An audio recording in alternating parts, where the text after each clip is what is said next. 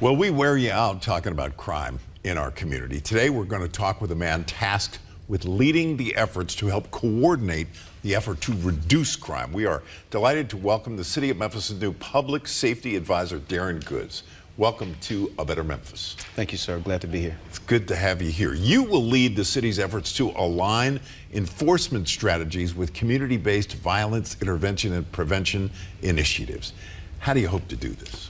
Well, the first thing, Joe, is thank you for this opportunity to come here and speak to you guys about this very important issue today. We all understand that Memphis does have a crime problem. One thing I can say about this mayor, he's taken the lead on it, and he has aligned me, he's assigned me kind of lead the effort in his new violence reduction initiative. And there's 4 separate strategies that involves that, but basically my job is to look at best practices throughout the country, evidence-based best practices that are sustainable, that have the scientific backing behind it, that has proven in other communities that it does reduce violent crime, specifically gun crime.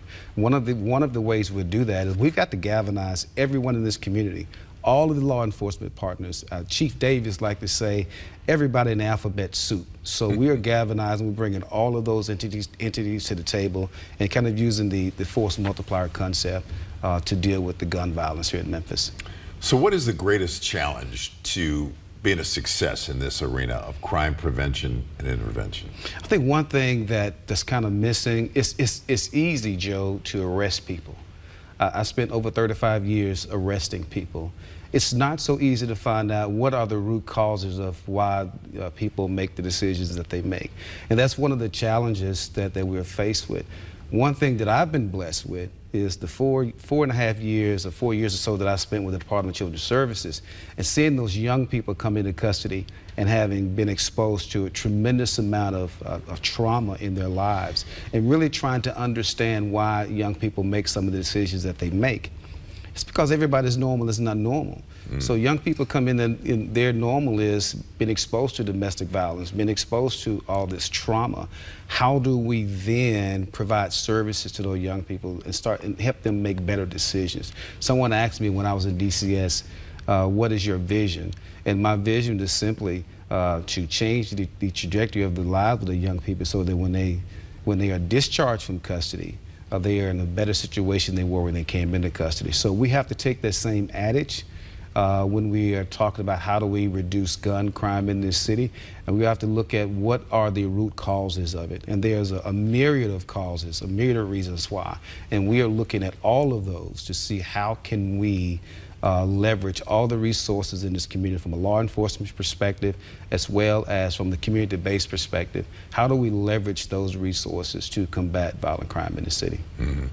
One big challenge is, of course, federal funds right now. In the new administration, there has been a huge reduction in grants to the state of Tennessee. Last year, one of our researchers today found there were $71 million sent to the state of Tennessee, so that's the whole state, all the cities in the state, and all the for crime prevention efforts. And this year, according to one researcher, $0 have been sent to the state of Tennessee. How does Memphis make up for the challenge in losing federal funding?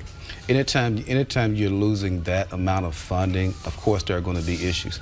But I can say this mayor, Mayor Young, has found ways through some community grants, some smaller grants, to some of the grassroots community-based organizations to kind of keep them afloat. Another thing, about a year and a half ago, Governor Lee, with the VSIP, with the Violent Crime Fund, Initiative Fund, grant money that he provided to the city. So those funds are being used as well. Very good. The Memphis-Shelby County Crime Commission reported a decline last year in overall reported crime, comparing 2024 to 2023, the most recent years. The statistics are available. It also reported a 9% drop in crime during the first 3 months of this year compared to last year. What do you say to Memphians, though, who feel like crime hasn't decreased? I had this conversation yesterday. When you look at the numbers do say that we're headed in the right direction, because it is clear that violent crime is down. If you look at the number of homicides and murders, as of yesterday, they were down about 14%. If you look at the number of shots fired calls for service, they were down about 27, 28%.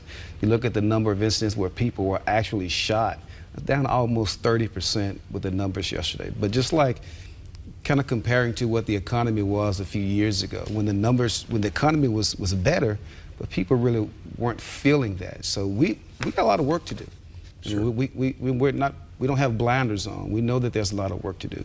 And we're going to continue to work until people begin to feel in the streets, everyday Memphians feel that crime is on the decline, which is what we know is happening now.